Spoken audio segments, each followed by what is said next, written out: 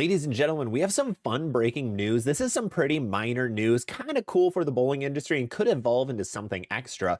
KR Strikeforce received the rights from Disney to make Disney, Marvel, and Star Wars bowling balls and bowling pins. This is a really cool feat. No company in bowling has ever received the true rights for these. In the past, they sometimes did here and there, but not in the behemoth that Disney now is. That was past Disney, who wasn't as large. Now it is going to hook earlier than the one to the right of it.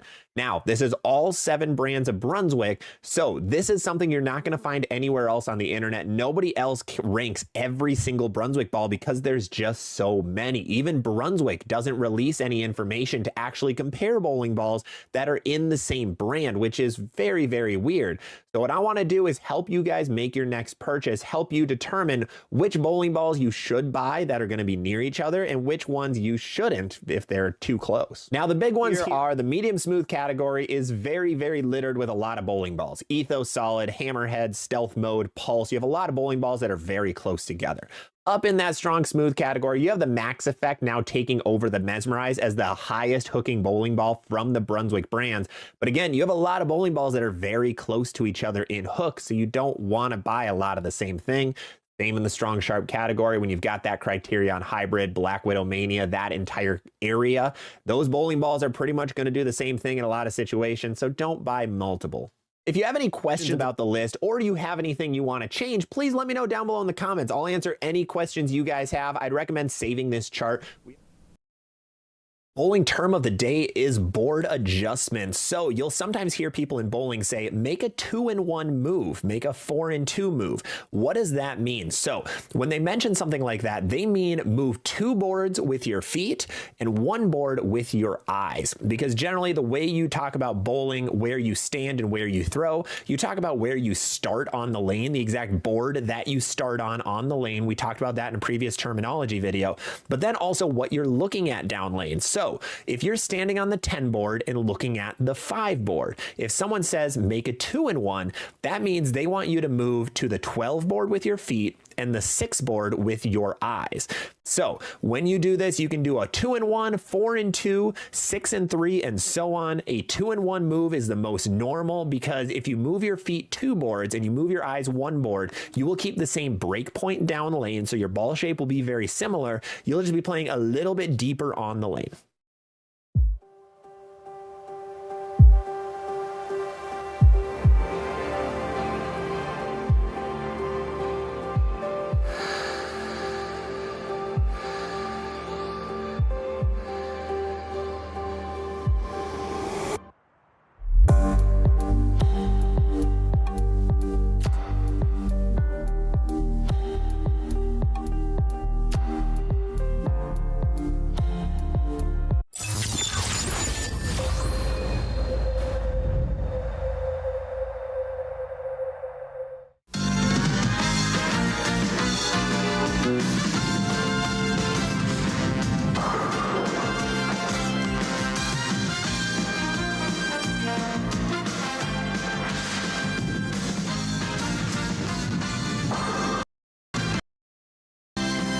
The Ladies Pro Bowlers Tour on ESPN is being brought to you by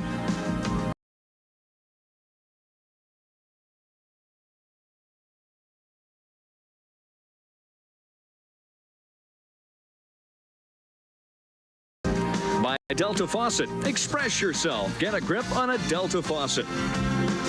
And by Thompson's Water Seal Exterior Stain. Beauty that lasts at last. And now let's meet tonight's top 5, making her 4th consecutive appearance in the championship round. It's 10-time titleist Nikki Giannoulias. Her opponent in the opening game will be 24-year-old Michelle Mullen of nearby Matson, Illinois.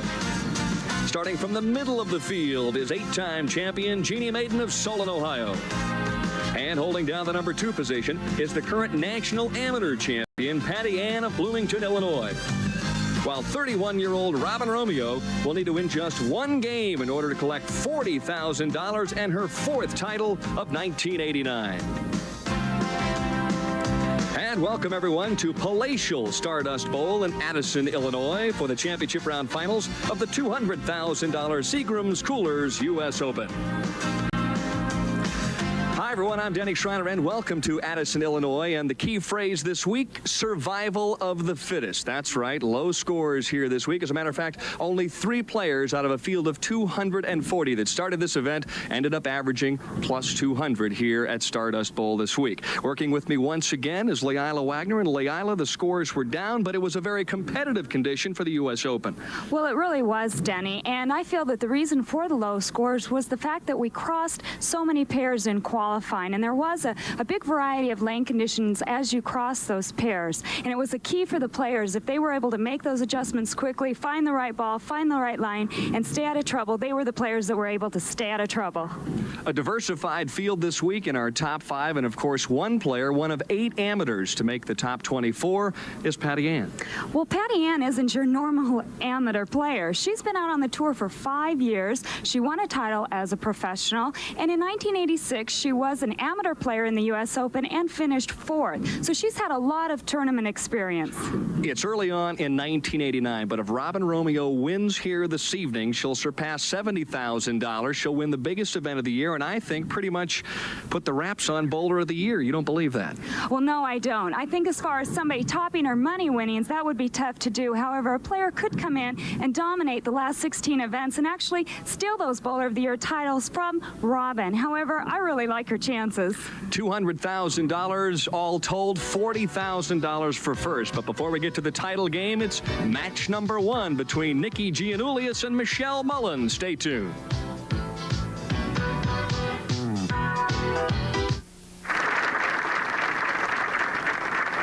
And welcome back, everyone, to Stardust Lanes in Addison, Illinois, located about 15 minutes from O'Hare Airport. And Nikki Giannoulias' 4th consecutive appearance in the championship round. An amazing way is how she got there again, Denny. It went to the final game.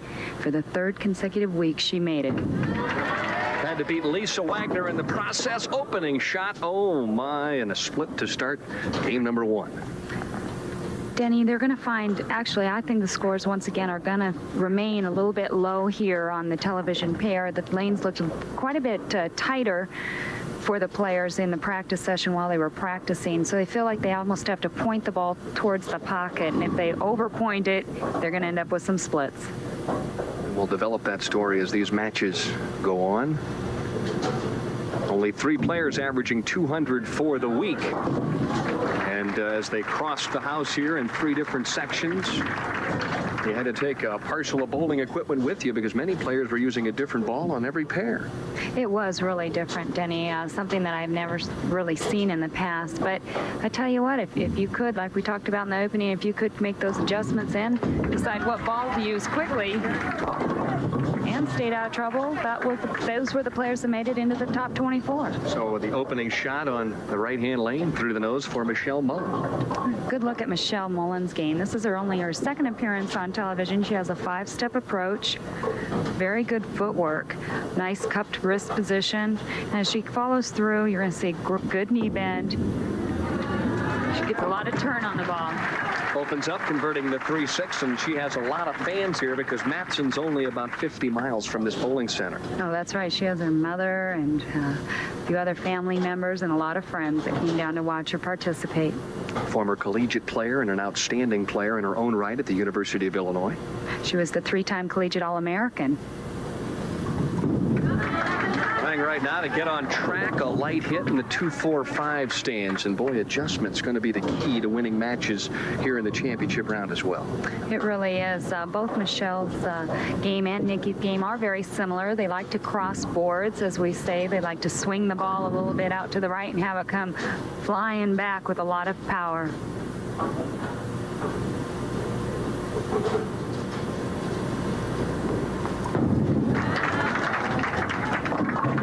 Some folks clapping as she lets the ball go, but I know you played here this week, Leila, and spares were at a premium this week. The game came back to the players. Spares were tough, Denny. I saw a lot of spares missed one time one way and then the next time on the other way, but she sure didn't miss this one as she just covered this perfectly.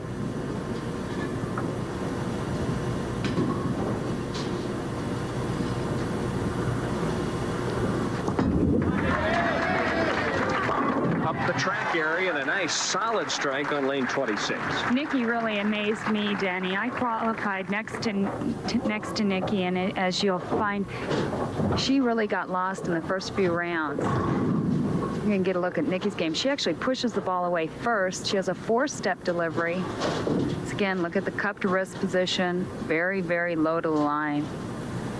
A lot of power in her release. When I was qualifying next to her, and she just had such a tough time. She was either high to the pocket or real light to the pocket, and she barely made the top 56 cut. She only made that by 13 pins, and then from there she shot a 258 game to make it into the top 24. She qualified 22nd, so she's been right on the razor's edge all week long, looking to double up here and gain a little advantage in the match. Through the nose again, and she gets the big break, and she'll remember that shot.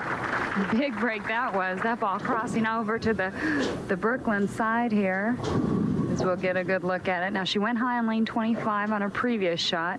Here that ball was crossing over, and that was a big break for the double.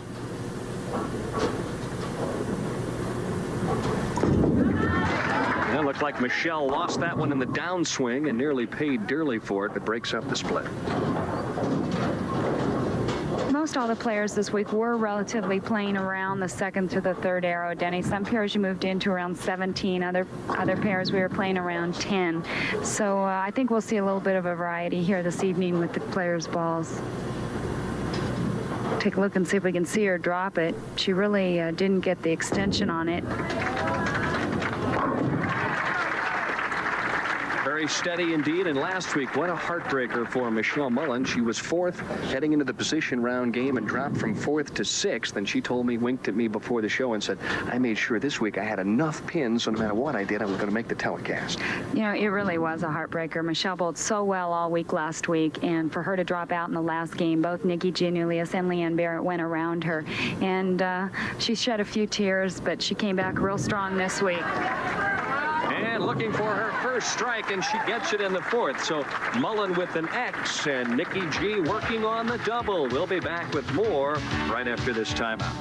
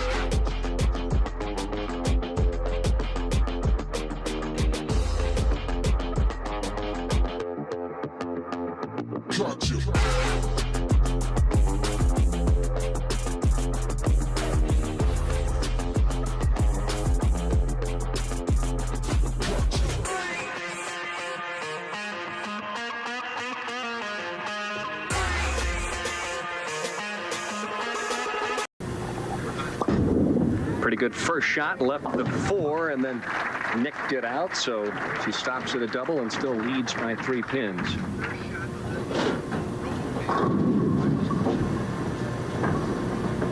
Okay, take a look at her first shot here. She's going to leave a 4-pin. The ball finishing a little too strong, a little high. Head pin going against the wall. Knocks the 7. And the rear end tried to get the 4, but didn't quite make it.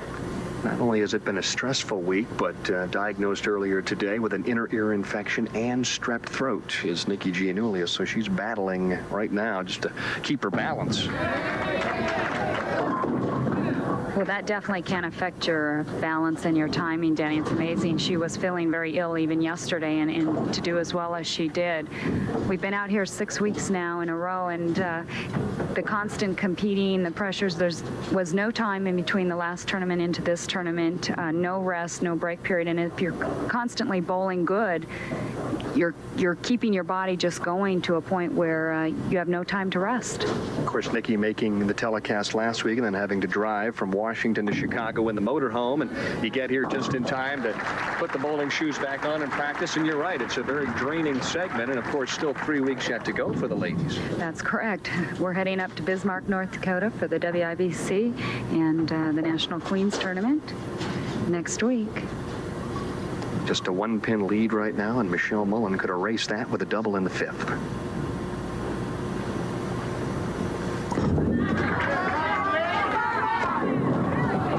A little flat hit there, Danny. The ball not quite driving hard enough. Her ball almost seems as if it's bouncing in the front part of the lane.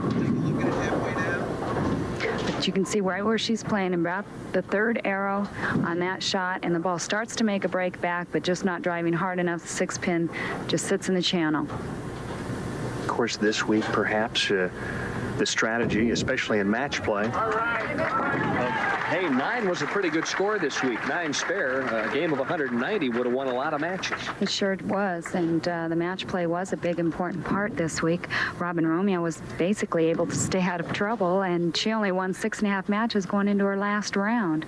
So these were typical scores that you did see this week. A little donut there in the first frame, maybe catch a double, and a lot of spare shooting.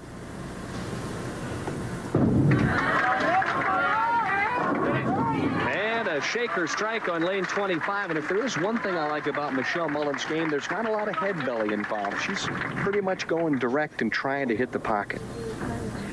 She is going more direct here, Danny, and that's what she's capable of doing. She is capable of changing her game. I've been able to see her in a tournament in Canoga Park. She was really swinging the ball out, so she's able to do just about any type of condition, and I think that's what's going to make her one of the better players.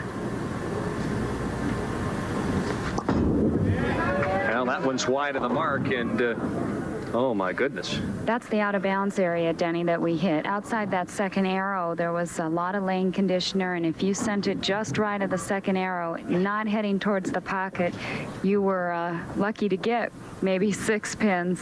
But this here is not going to be an easy spare conversion. The 1, 7, 8, 9. Thank goodness the 10-pin left. Well, the 5-pin is not present in this, and that's normally what takes out that 8-pin. So the ball can really only take the 1, the 9, and exactly how I called it. That's what happened. Well, a good effort nonetheless, but a second open for Nikki Giannoulias, and now Michelle Mullen leads by 14 pins. Here you can see the ball's going to take the 1, 9. The head pin's going to go right into the 7, and there was no 5 there to take out that 8.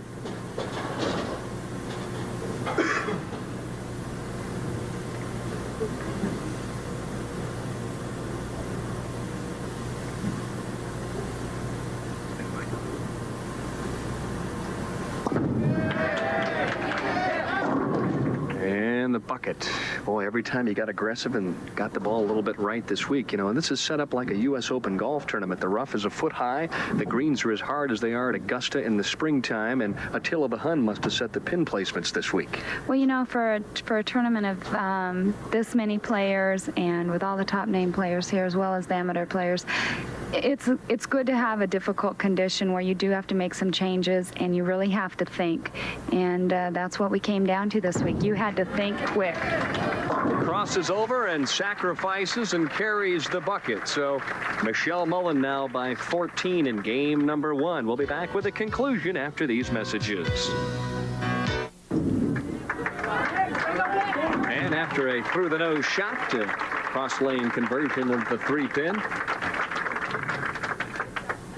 Well, actually, Michelle has gotten pretty lucky here on her last 2 attempts on lane 26. Here she was going to break up another split, as she did previously on this lane, and leaves herself with only the 3-pin to shoot at.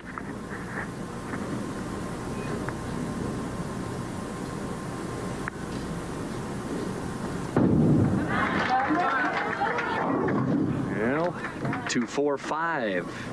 Now, what about the oil carry down? It's long oil processed this week for the U.S. Open. Now it's carrying down, and all the players told me that this pair is much tighter than it was, say, last night during match play.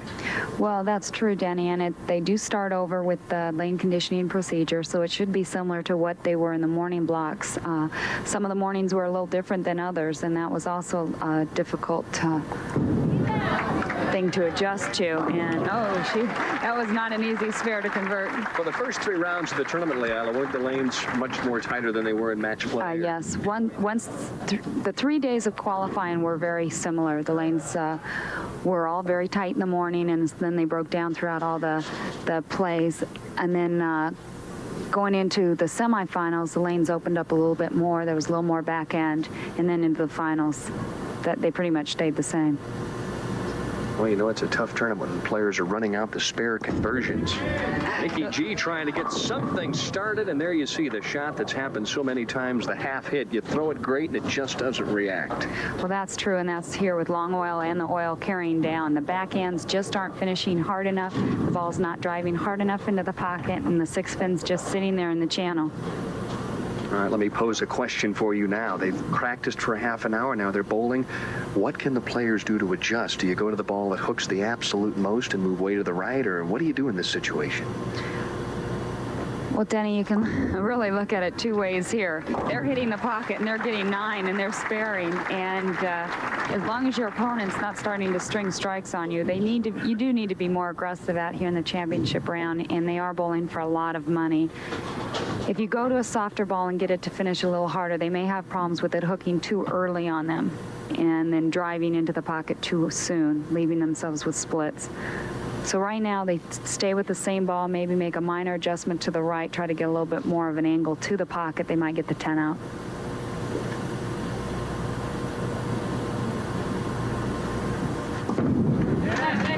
Better shot there, and a nice reaction. So she needed a strike in the 9th, and she still has a possible 200 game.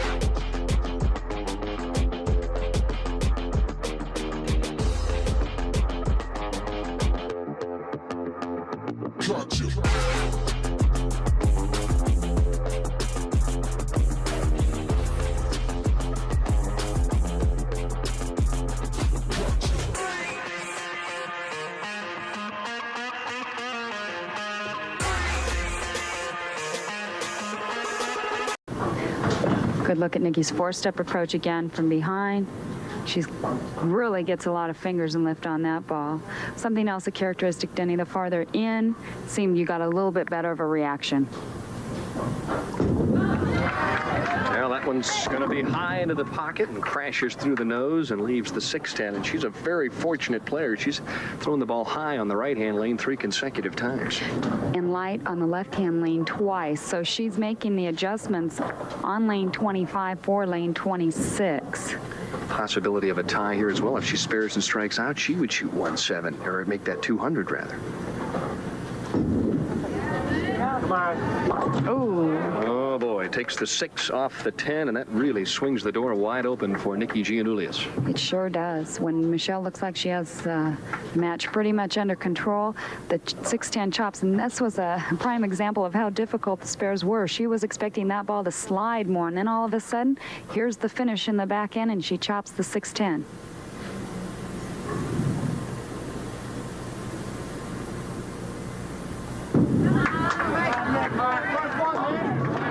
A great shot there in the 10th frame. Well, that was a clutch shot. You're right. Now, if she throws 2 more, she shoots 189, which would force Nikki Giannoulias to strike. Michelle's best finish this year, 6th earlier at Canoga Park. Obviously the only player on the telecast without a professional title. She's been working with a lot with Donna Adamek recently, helping her in her physical and mental game.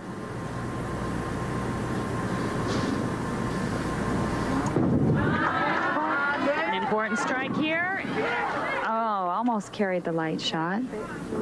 Pretty good shot there, too, and she spares. It'll be 179, and there's a distinct possibility that Nikki G will advance if she can at least count 20 in the 10th frame. Easier said than done on this condition, though, right? 20, a lot of people would love to have had 20. So Michelle Mullen finishes with 179 and 1 mistake. That came when she chopped the 6 off the 10 of the night. A spare strike, and Nikki wins this match by 1 pin. And Nikki now conferring with Fran Wolf, the national tournament director, concerning, I think, a re-rack. Fran is going to give her one, so. This is what Nikki gets to see right here.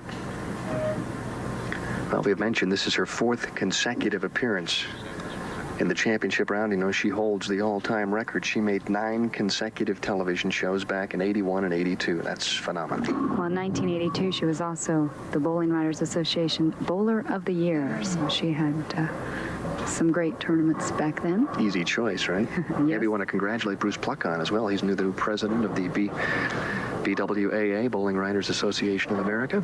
Also the curator of the National Bowling Hall of Fame and Museum in St. Louis.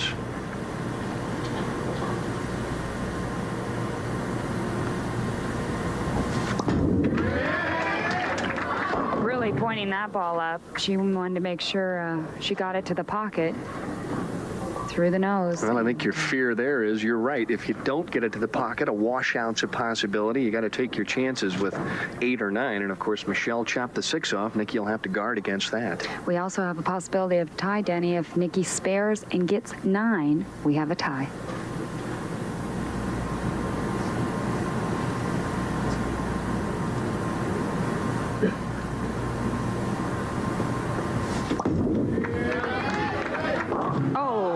Can you believe it? She looked like she skidded that ball right to it. 10-pin wiggled, but it didn't happen. So both players make mistakes in the late stages, and Michelle Mullen, Christmas comes early.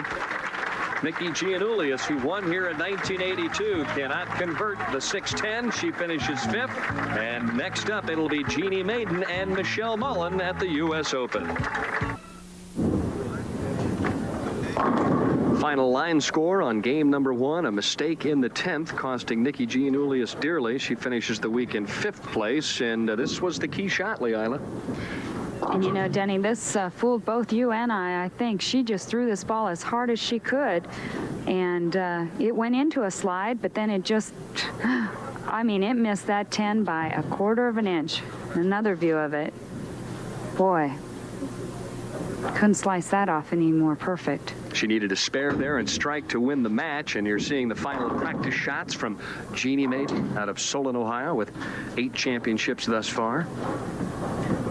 qualifying third this week, and she had a very solid week indeed, as she also averaged 225 on the television pair. We might point out that the finalists averaged just a fraction better than 210 on lanes 25 and 26. And, well, I know you're smiling, Leila, when you look at this. Some heavy-duty money on top. Oh, you bet. First place, $40,000 with $20,000 going to the runner-up.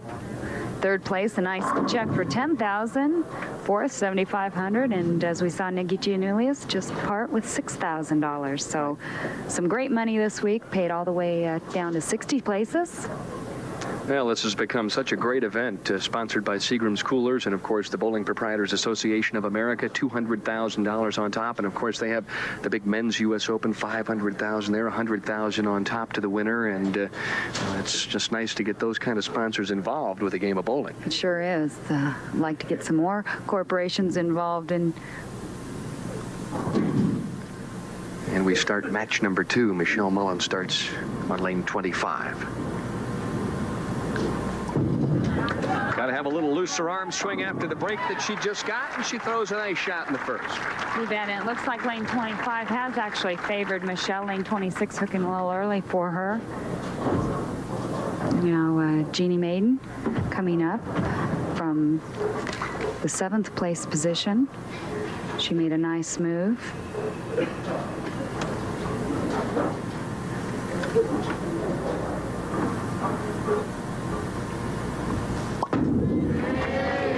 Well, she hit that one about as hard as she could, and she got the 5-pin to dance a little bit. Jeannie's best finish here in 1989 has been second in both the Ebonite Fireboat Classic and also the Lady Ebonite Classic. Nice look at her game. She has a 4-step approach, a very deliberate first step, very high backswing. Good follow through, great extension, also good knee bend.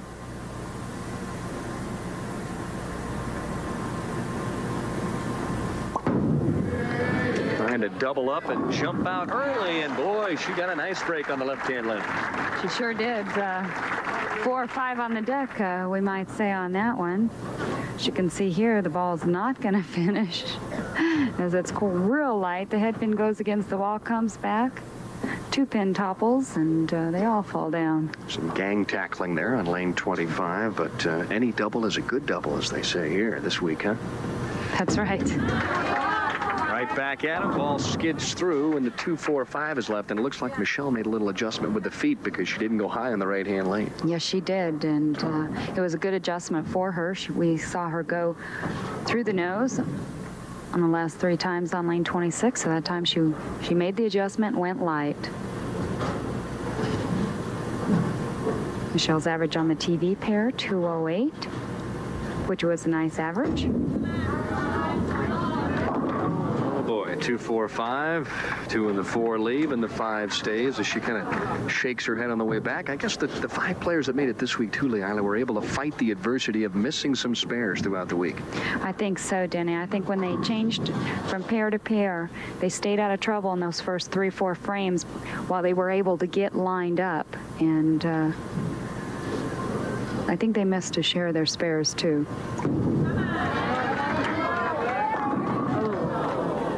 Good shot on the left-hand lane, leaves the solid 10-pin.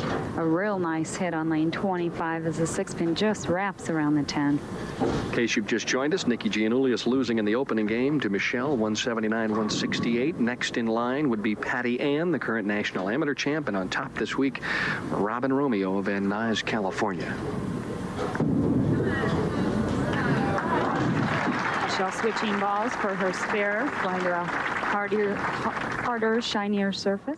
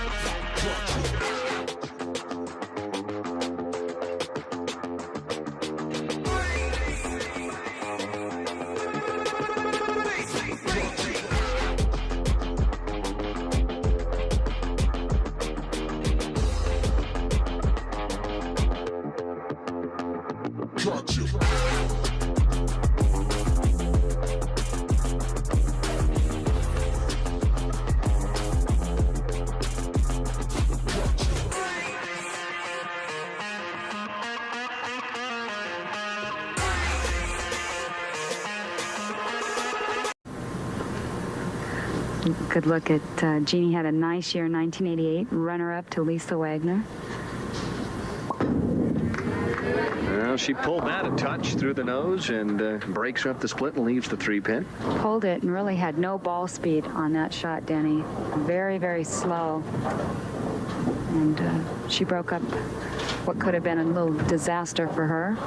She's came back and took out her tape and put another piece in. Not quite the feel that she wanted. Jeannie's made a few changes again in her game. She's gone back to a 4-step approach. She was at a 5 for a while. Very versatile performer. She spares up, and as you looked at this field this week, it's an interesting tournament for the professionals because there were 103 amateurs among the 240 field, and how does that change the early qualifying when you have to bowl with amateur players as opposed to professionals?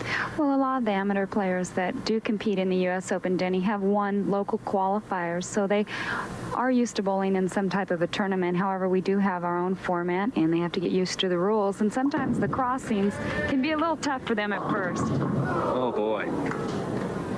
Looked like a pretty good shot at about 45 feet, but it ends up a disaster, the 4-7, 9-10, but you can make this. Yes, you can make it with a little luck. Here it looks like she gets slow again, not giving the ball the room on the right, room to the right. However, she went light last time on this lane, so this time she makes the adjustment and the ball hooks right through the nose. Trying to slide that 4-pin over. Oh, Denny.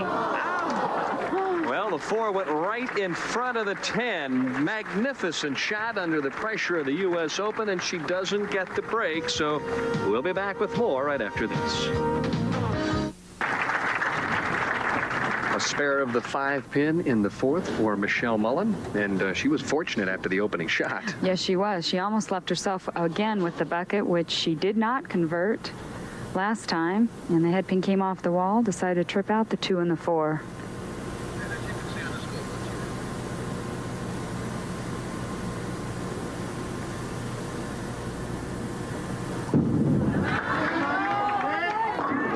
Good shot there, and she looked like she set that ball a little shorter, Leila. Is that something you can do when the lanes tighten up to get into a roll earlier?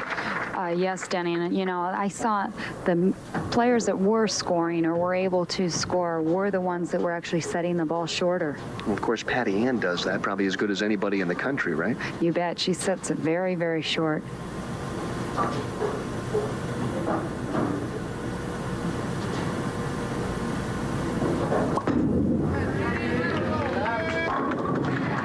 A nice comeback after an open frame by Jeannie.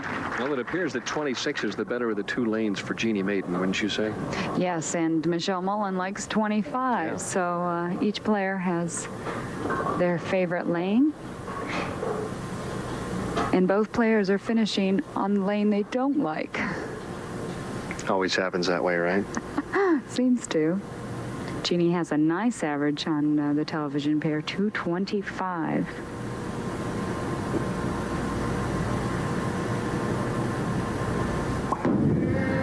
A little better speed this time on the left-hand lane, and she liked that shot when it left her hand. I think she did too, and the ball just didn't finish as we saw Nikki leave before the flat 10 as the 6-pin just sits in the channel. It's been a tough year for Jeannie, too, because she led a couple of tournaments and got beat both times from the top seed position. Well, this has given her a chance to come all the way up the ladder here. You could see she wanted that double desperately. Jeannie's best finish in a U.S. Open is 7th, and that was in her hometown of Cleveland. And she had an excellent opportunity to make the telecast 2 years ago. Yes, she said she bowled herself right out of it, so she recognizes the fact that maybe the pressure from her hometown got to her. Still looking for that first strike on lane 26. It's going to be Brooklyn if it's anything. Kicks out the 10 pin. She leaves the 3. And all right, the viewers at home are saying, well, geez, Denny and Leila, why doesn't she just move to the right with her feet and go a little more direct? Well, Denny, if she moves to the right here, she has that chance of catching that out-of-bounds area. And like we mentioned, some of the players were playing deep inside. However, here now she's gone inside. She swung a little bit more. She didn't get it back. She left herself with a couple of buckets. She tried to go a little bit more direct inside, and the ball's hooking early on her. She does need to make some other type of adjustment on lane 26. If it is getting it out into that oil, she might have to do it, because she's not going to beat players like Jeannie Maiden or Patty Ann or Robin Romeo without hitting lane 26.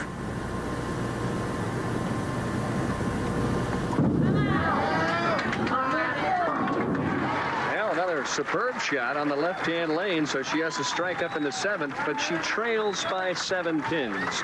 More of game number 2 in the U.S. Open after this.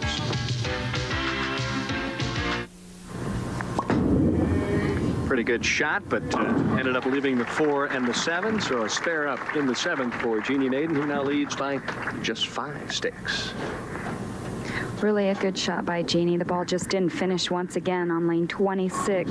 If you send it a little bit too much to the right, it just doesn't make it back with enough power. Of course, and what happens to your arm swing when you're used to arcing the ball throughout most of the year, and then you come to a tournament where if you throw it right, it's out the window, it's out of bounds. It changes your whole swing plane, doesn't it?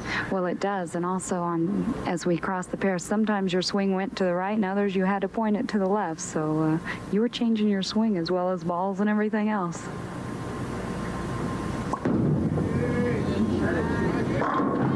Good shot there in the 8th. So she strikes in the 8th to kind of keep pace right now. Now the pressure back on the shoulders of Michelle Mullen, who has yet to throw a double in this one. A key shot for Michelle in the 8th frame here against Jeannie Maiden, looking for the double and her first strike on lane 26.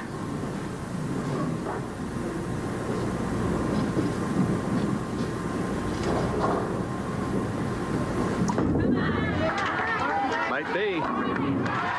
Great shot.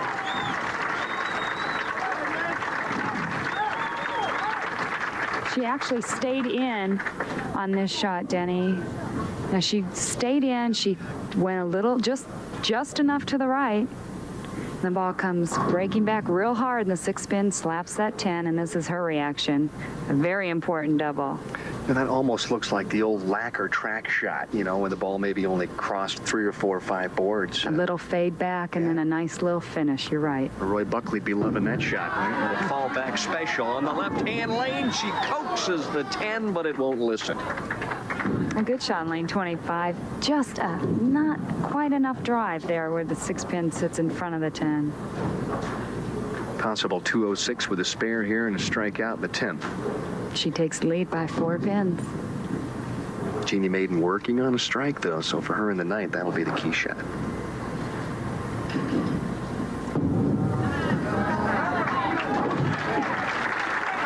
Michelle Mullen has performed very well here in front of the hometown fans. That's the extra pressure of bowling in the old neighborhood. She sure has, and her best 89 finish is 6th in Canoga Park, which is her best career finish as well.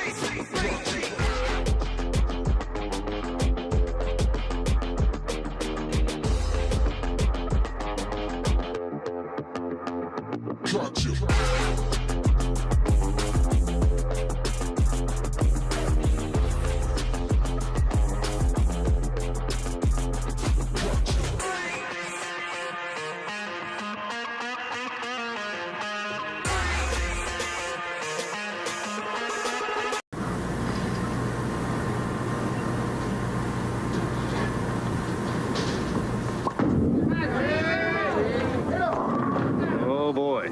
And Jeannie hitting that little dark spot, as we might say, the hook spot on the lane, and that ball went left.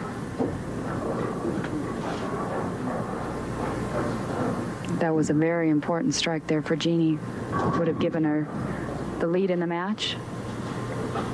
Also the foundation strike. Key now, make the spare and head over to the 10th frame. So best possible score of 202 if she would strike out. Still would leave the possibility for Michelle Mullen to throw 2 and count to win. So this one's going right down to the 10th frame.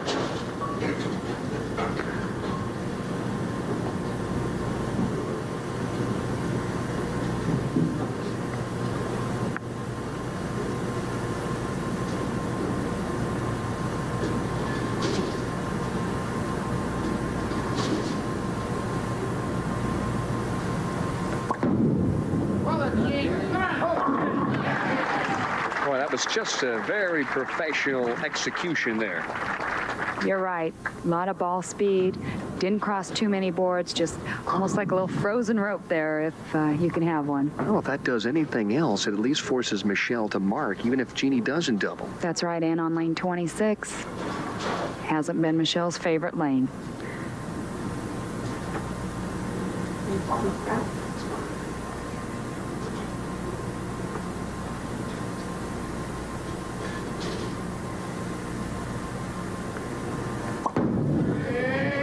That one's going to have to hurry a little bit. Doesn't quite get the break that she needs. So with a spare, it'll be 192, and Michelle Mullen will need a mark and count to move on to the semifinal game. Just a little bit more aggressive on that shot. Jeannie gave it a little bit more room, and it just didn't get back. Well, you know what they say, trust is a must, and I think she gave it a little more room because she knew that she was juiced up a little bit. A very disciplined player. Jeannie practices hours and hours and hours. All right, so 192 with an open in the 4th frame, and boy, she nearly converted the 4-7-9-10, but now for Michelle Mullen, there you see graphically a spare and 8, and she'll advance. And if you recall, Denny, Nikki needed a spare as well.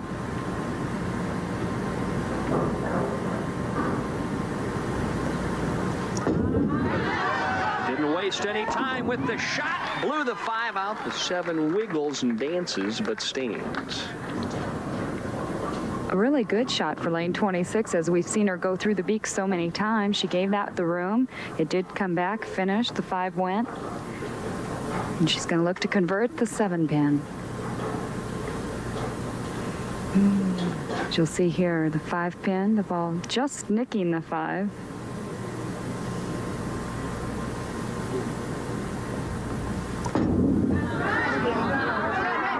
Well, it faded back in, and 8 pins, and she advances.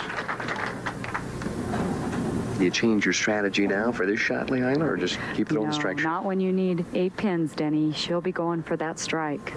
7, and we would have a tie.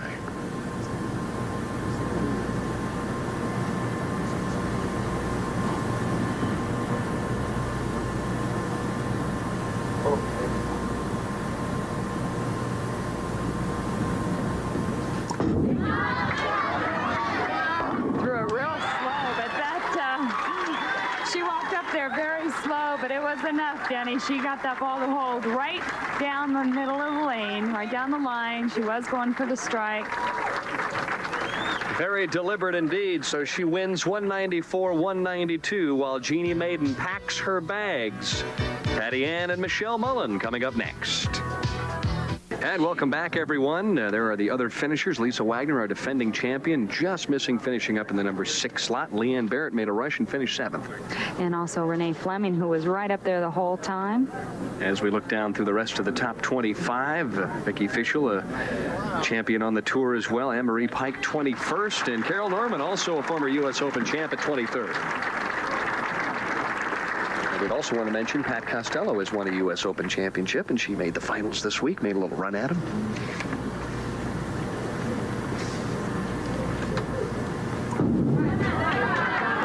Well, she started last game with a strike, threw a good shot there, and she'll open up with a solid 10-pin.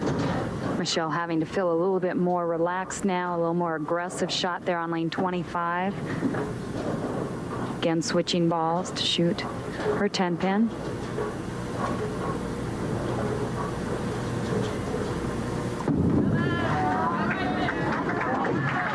Becoming more confident with every game that she wins. She realizes now if she gets by Patty Ann, she'll bowl for her first ever title, and of course the biggest on the ladies tour. And also more money than she's won in her total 3-year career. Patty Ann, the current national amateur champion, member of Team USA. Lays it down behind the line and comes out striking.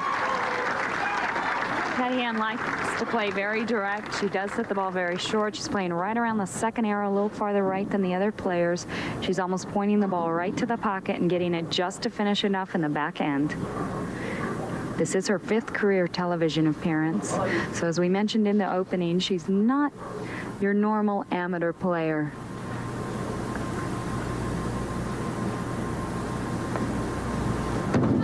Doesn't waste any time, sets it short, and will the 4-pin go? No, it won't. A couple of good opening shots.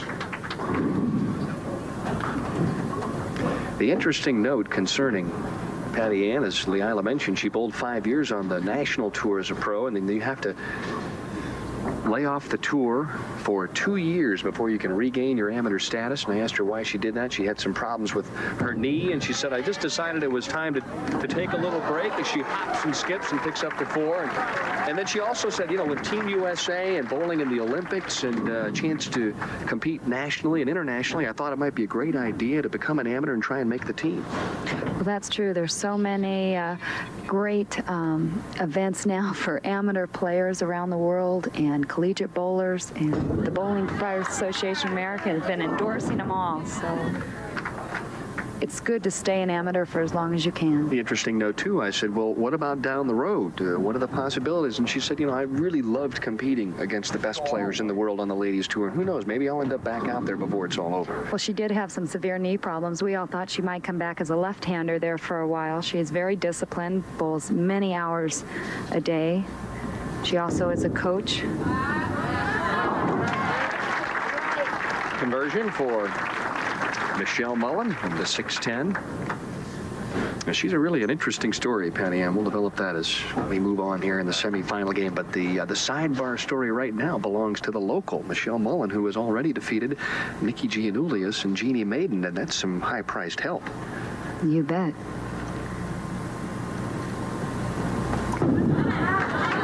Feeling very comfortable on lane 25. Gives that one a little more room. The ball doesn't come back. The bucket with the 7-pin. Well, you leave a 5 count here, you lose all sorts of pins in count. She's got Larry Bird in the second right now, 33.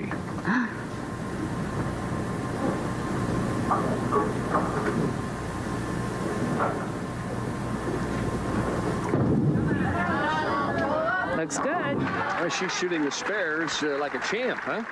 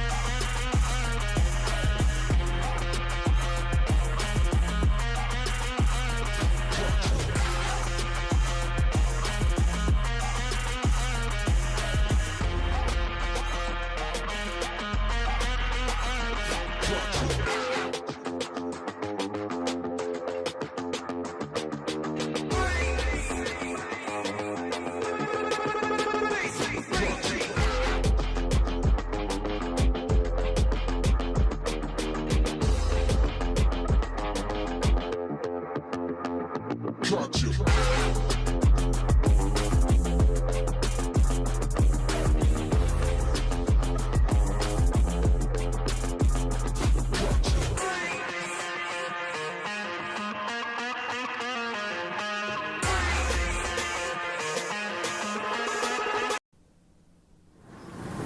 but this week the ladies have thrown 2 balls most of the frames.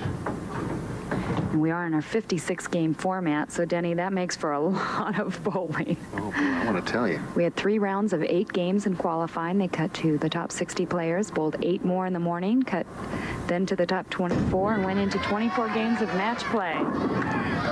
More speed this time, and another flick of the 4-pin as it stands. She leads by 6.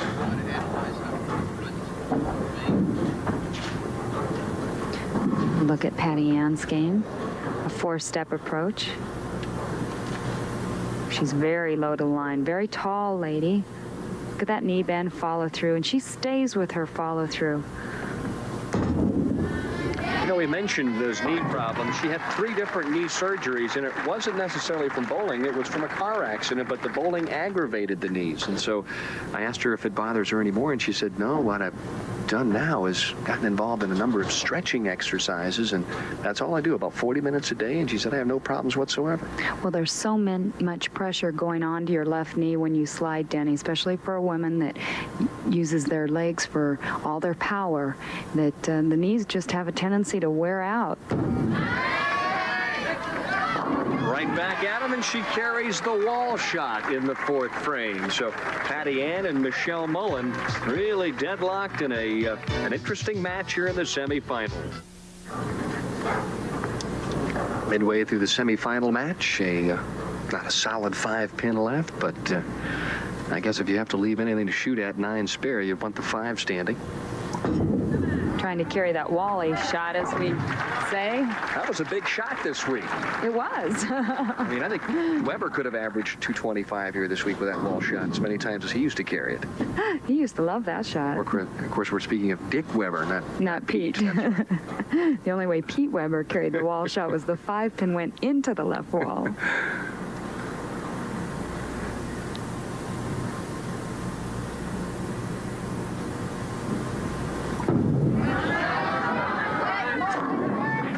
Tries to scare up a strike, and she does. Little love tap of the 6-pin, so an X in the 5th. Patty Ann looking for a double here, and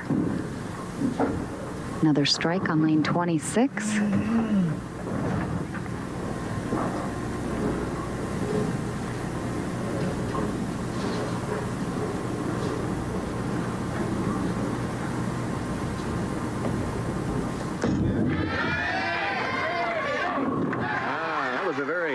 Solid shot and a double, the first double of the match, and she takes a 17-pin lead. Like I mentioned before, Patty Ann's line is a lot more direct towards the pocket. She's setting the ball short enough that it's picking up the oil in the front part of the lane, and it's just almost skidding right up to the pocket. Well, she's the only player that's standing right and throwing the ball a little left of the top 5. And she did it a lot this week when she started to make her move. Right back at him, almost. Leaves the 4-7. She's hit the pocket 6 consecutive shots, and that was the key this week, crossing the house, just hitting the pocket with every shot. Coming in a little bit high, the head pin goes against the wall, sits right between the 4 and the 7. Also a lot of fans back here behind Patty Ann. She's from Bloomington, Illinois.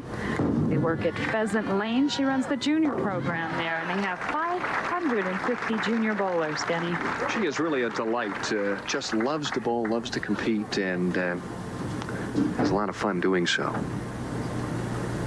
Michelle Mullen, also a bowling instructor, enjoys writing.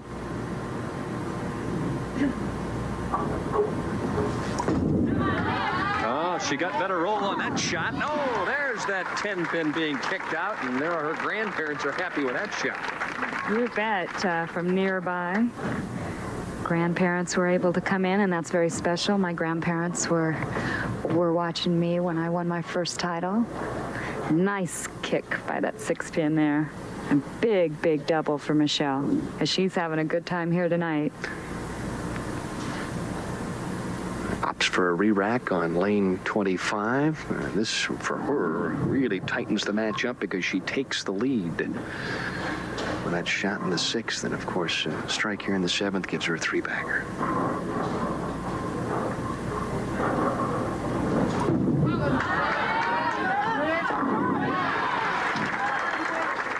And Jackie, she made it out to Canoga Park when Michelle made the show and finished 5th. A lot easier to watch her bowl at home, though, right? Oh, you bet. All right, we'll be back with the conclusion of the semifinal game right after this.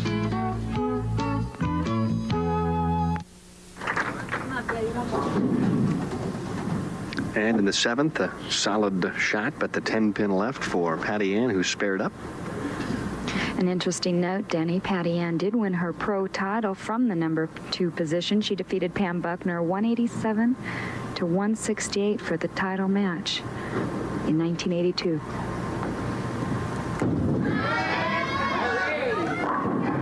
Another 10-pin as she keeps rapping away at that pocket. Well, she did make the adjustment off the 2 4-pins she left. She left 2 4-pins and a 4-7, so she had to make a little bit of an adjustment, move a little bit left, and the ball just not quite finishing hard enough now.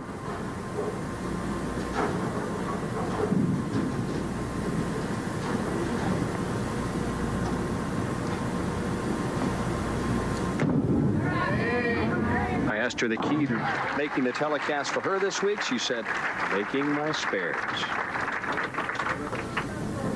Well, it really was. With if you could catch the double, which it was very easy to do, is to catch a double here and there, then you just didn't want to have to make up those holes.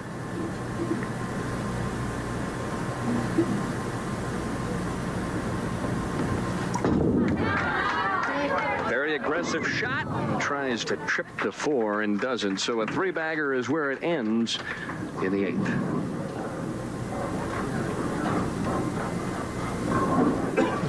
Really an interesting event as well. Players from 43 different states and 2 countries competing in this year's US Open, which is run by the LPBT staff, also with the direction of the Bowling Proprietors Association of America.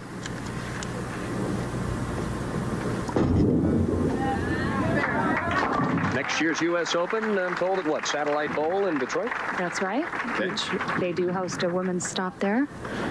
And I enjoy bowling at Satellite Bowl. Done well there. Looking forward to next year. Operating right now at a 211 clip is Michelle Mullen.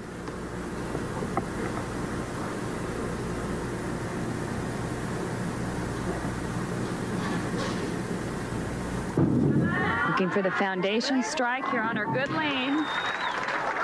She gets it.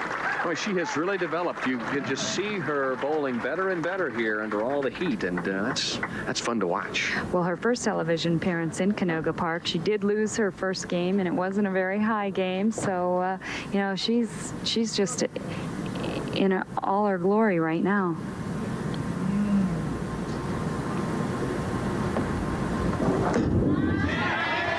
Going to have to hurry, and not the time that you want to miss the head pin.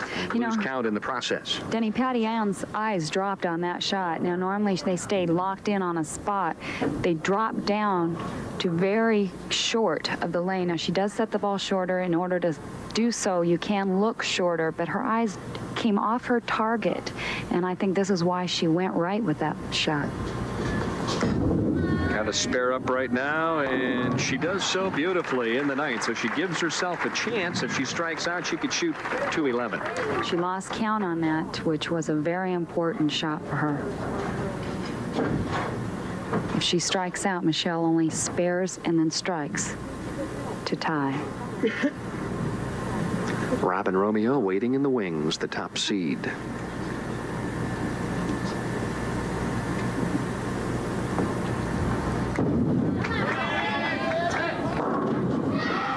Well, she's waited for a break the entire game, and she gets it in the 10th. Finally tripping out the 4-pin there, and the 7-pin looked like it was going to stand, and you'll see here the head pin does trip out the 4. The little head there knocks the 7 and says timber. That first strike really helps tremendously, though, because it changes the complexion of the 10th frame for Michelle Mullen. She doubles. She really puts the heat on her. A light hit. Oh, what a time for that to happen. The 5-7. The ball just deflecting, Denny, now. 5-pin did not go out. The ball's supposed to take it out. Does not go out. Not a good time.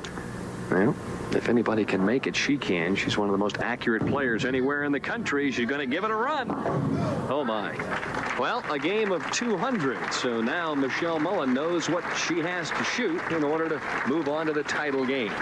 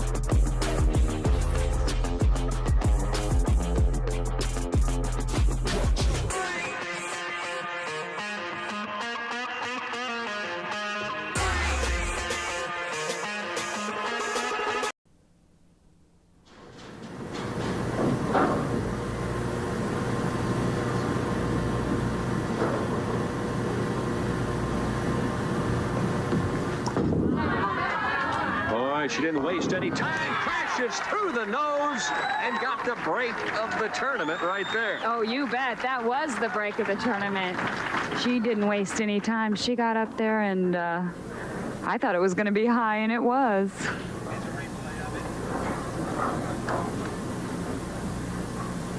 She made sure she didn't send it too far right. Actually pulled a little high.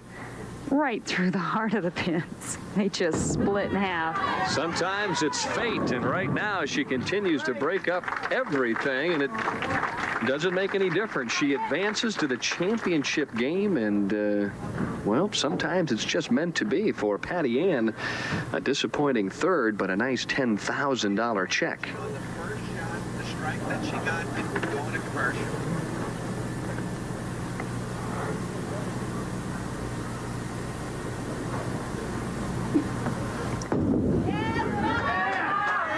Well, it's enough, and she breathes a sigh of relief. It's 219 to 200, and was it a strike? Of course it was. For Michelle Mullen, she'll shoe it up against Robin Romeo for $40,000.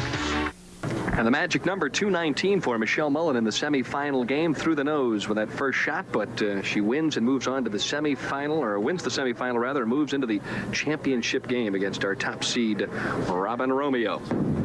And if you've enjoyed the action this evening, next week, the WIBC Queens Tournament in Bismarck, Mandan, North Dakota. Certainly one of my favorite towns, almost like the Quad Cities in the Midwest. 10 p.m. Eastern Time next Wednesday evening, live and direct only on ESPN.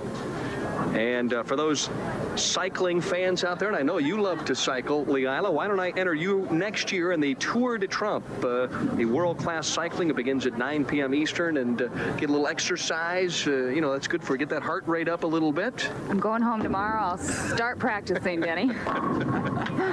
Oh, my goodness. Great race, and you'll enjoy that. As you see Robin Romeo on the right, and Michelle Mullen, who's been a survivor. She wins 3 games thus far, and she finds herself in the biggest game of her life.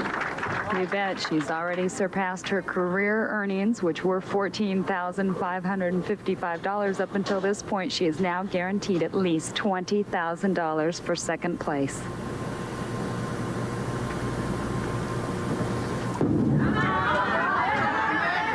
And she comes out swinging in the championship game.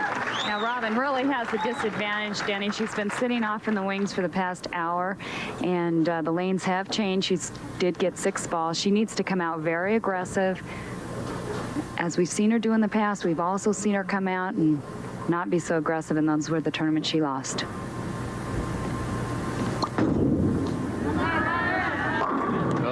Goodness, comes out and just marks the X like a professional. And this was a very aggressive shot. Robin, a very compact game, a 5-step approach, not much of a push away, pushes the ball very low. Very good knee bend, great extension. Doesn't go too far right with the ball, really doesn't go too far left, but she was right at the track this week, and she likes to play in the track area. Trying to double up and put the heat right back the other way through the nose, and leaves the 6 pin. Already won 3 times this year. Won last week in Hyattsville. Number 1 in money, number 2 in average, number 1 in competitive points. Really having the year of her life and her career. The one thing she's never done is won a major title, and this would be the title for her to win. Little thumpity dump on the thumb hole, but she throws a backup shot at the spares most times and is an outstanding spare player.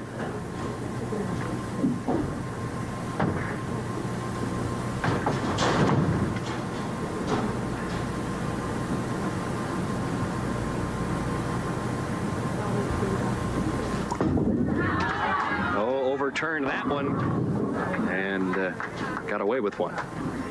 We saw her get away with one in the 10th frame last game against Patty Ann.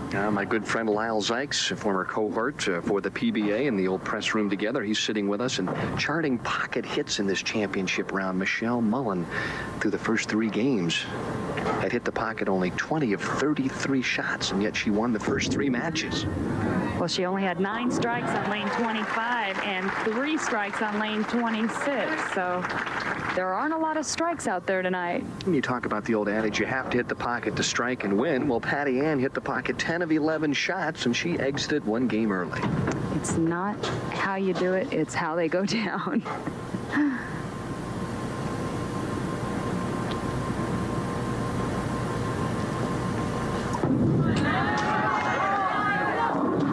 Well, she's made a living on the left-hand lane thus far, and now it's a 2-4-5 in the 3rd.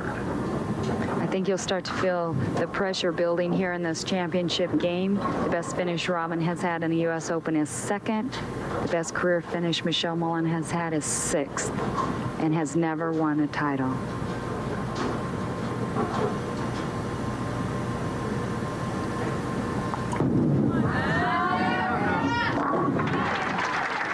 So a spare up in the 3rd, Robin Romeo. Shoot now in the 3rd frame. Robin struck last time on lane 26, came out with a great opening shot. Originally from Brooklyn, New York, now living out in Van Nuys, California. Started bowling at the young age of 6. Stood up a little quickly on that one. Oh, is it going to fall? The 4-pin leads and the 7-pin stands. And I don't know about you, I'd like to take this pair of lanes with me everywhere, because you can throw it through the nose and you don't get a split. Actually, I'd like to take the pins with me in that case. It looks like the pins are the ones that are doing all the work here. Boy, for a while there, 4 of them are standing, and when it's all said and done, just the 7-pin remained. Great action. Takes advantage of the break and spares up, and I just have a sneaking suspicion this one's going right for the 10th frame. I think so, as the last 3 matches have. We've had a very exciting show this evening. Well, of course, the good folks at Seagram's have made this such a marvelous tournament. $40,000 on top. It's the 3rd year they have sponsored the event, and let's hope they sponsor for many, many more years.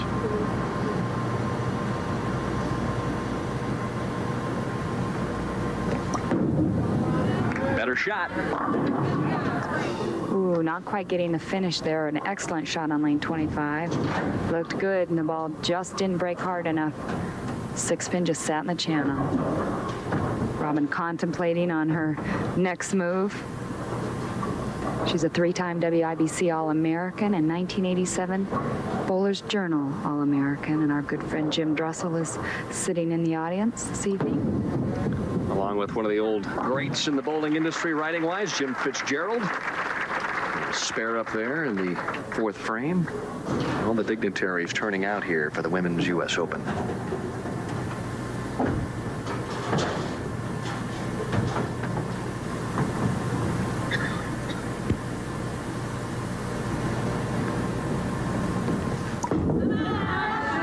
This one's hooking early and through the nose, and oh, no, not another strike through the nose. Well, how many times have we seen it before, Denny? When the breaks are going your way, they just keep going your way. Last week, Robin felt she shouldn't have even won that tournament when she came off the lane, but things just went her way as the whole year has been going. But this lady here, Michelle Mullen, is getting the breaks tonight. Man, that's as square on the head pin as you can possibly get. I know one thing. I think I'm going to have her buy me an Illinois lottery ticket. That's a good idea. Sure. Maybe she'll buy me one, too. On the toes, and Michelle is going, now, wait a minute. Am I dreaming? Pinch me, please. Boy, this is what every player wants, an opportunity to win the U.S. Open as she re-racks on lane 25. Tonight's average, 197. Almost keeping up with that 208 television pair average, and looking for the double. Ooh, sends it wide. The ball looked like it started to come back, and then it just went sliding away. 2-4-5 on consecutive shots on lane 25. So that lane obviously tightening up as the lane conditioner continues to move closer to the head pin. And that was her lane that she threw the 9 strikes on in the previous 3 games.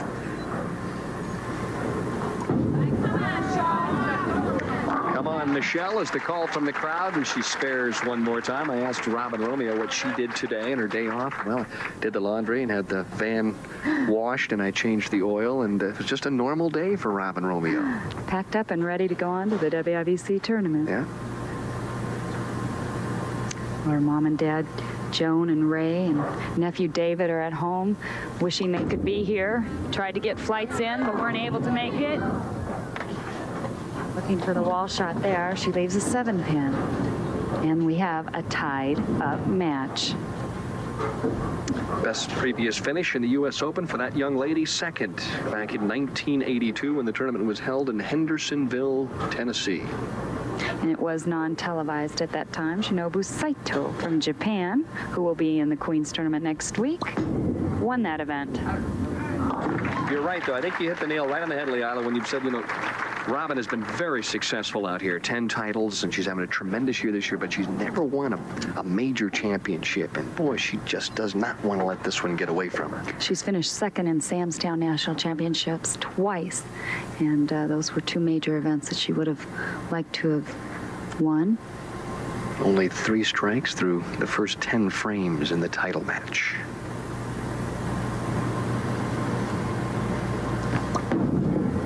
That's wide of the mark. She left a weak 10 last time on lane 25. Now Robin going a little more direct.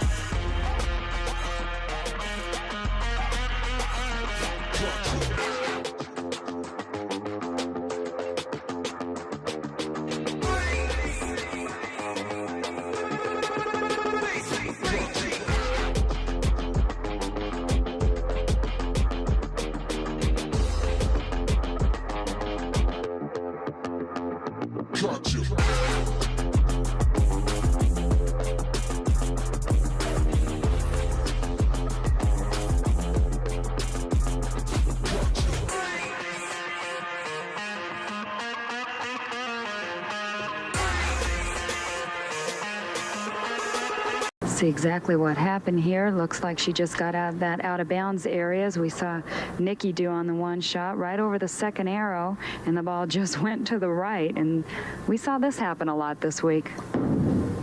Hit that one about as hard as she could and takes the 8-pin out as she breathes a sigh of relief.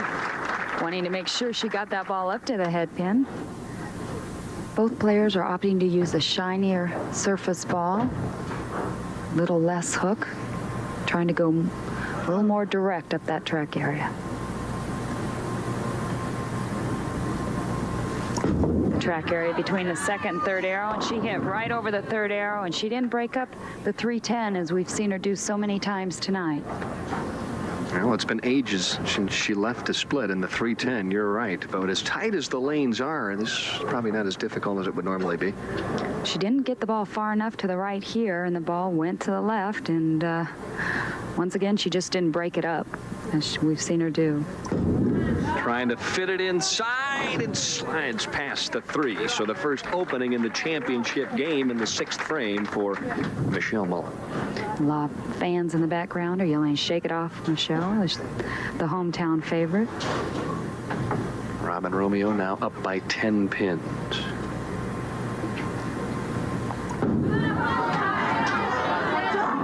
Oh, and that was a nice shot there by Michelle. Well, I'll tell you what I like. The fact that you got right up, knew what she wanted to do with the shot, and made an aggressive shot and hit the pocket rather than standing around wondering what you're going to try and accomplish.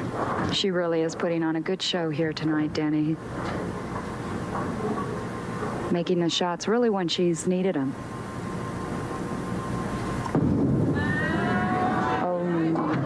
As I say that, I thought I might have jinxed her there. Never a doubt, as we say. So a 10-pin lead now for Robin Romeo as she steps up in the 7th frame. Don't forget, immediately following the Seagram's Coolers US Open, Sports Center, Bob Lee and Dan Patrick with all the latest scores in the NBA playoffs and Major League Baseball.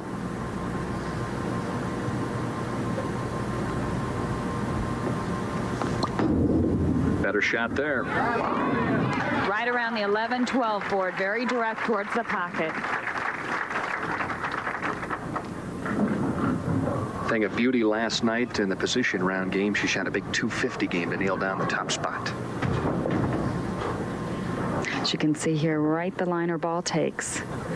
Just around the 11-12 board, and the ball stays. She gets the wall shot.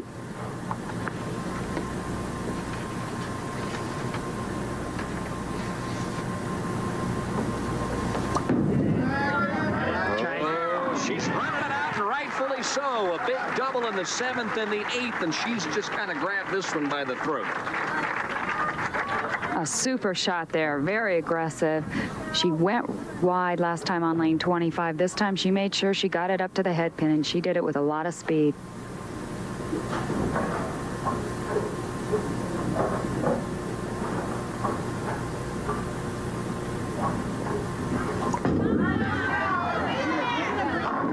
And you can see the pressure now on Michelle Mullen, who won 3 games via the spare, basically, and now she finds herself 22 pins down, and she's got to throw some strikes. The pressure building, and lane 26 being the lane that she keeps going high, Denny. She had to go right with it. She did, and the results were we're missing the head pin here. Hangs in with the spare. Could shoot 202 if she would strike out. Now, Robin did opt that Michelle finishes on lane 26. It's the lane she has not been hitting. Lane 25, lane she has struck on quite a bit, and looking for that foundation strike right here.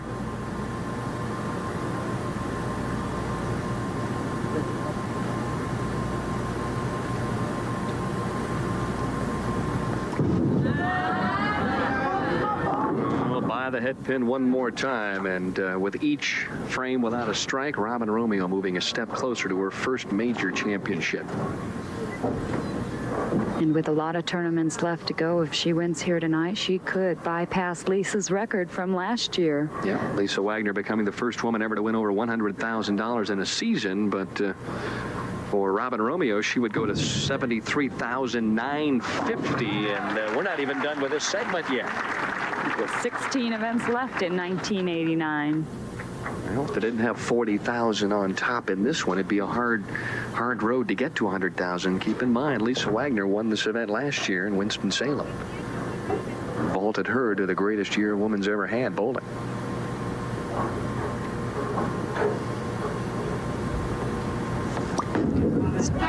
Trying to keep the pressure on right there, getting a little bit right again. Catching that out of bounds area. Second time she has left the 128, but the last version was on lane 25. Not really hurting her too much. She can convert this spare. As she leads by 22 pins.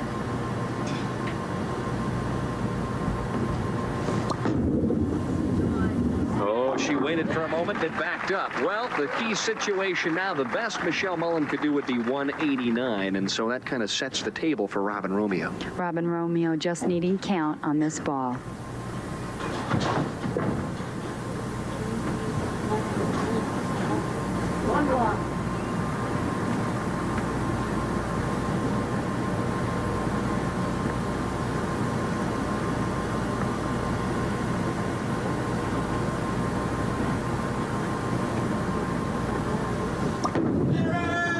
She got ahead of herself a little bit and leaves a 1-2-4.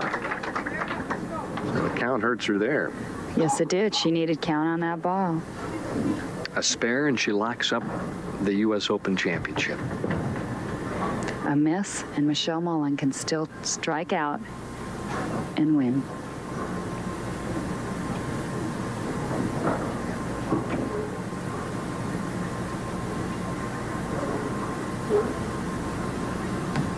Probably her toughest spare conversion of her career, and oh my gosh.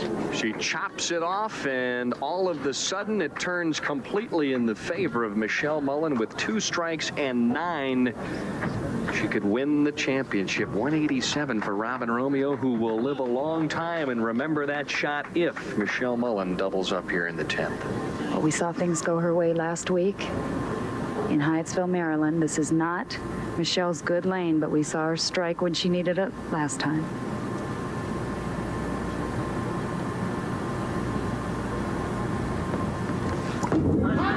Plenty of roll. Is it going to get to the head pin? No. And Robin Romeo wins the Seagram's Coolers US Open, $40,000, and it's title number 4 here in 1989, and it's the year of Romeo on the LPBT Tour.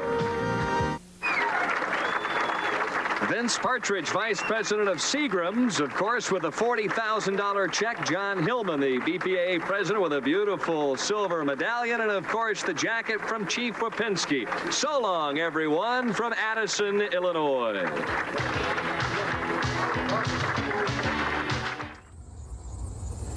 Bowling terminology of the day will be the 11 major bowling ball brands. There are currently 11 brands in the United States right now that everyone buys bowling balls from. These brands are split into 3 different companies. So each company has their bowling balls poured in the same location, and the balls are going to be very similar compared to the other companies. Company number 1 is Storm Products International, otherwise known as SPI. Same location in Mexico that are all under Brunswick Bowling, and those brands are Brunswick, Deviate, Radical. Then you have Ebonite, Hammer, Columbia 300, and Track Bowling. Those are all poured in the same location. Finally, the final company is just one brand, that is Motive Bowling. They are poured in Michigan, and they are just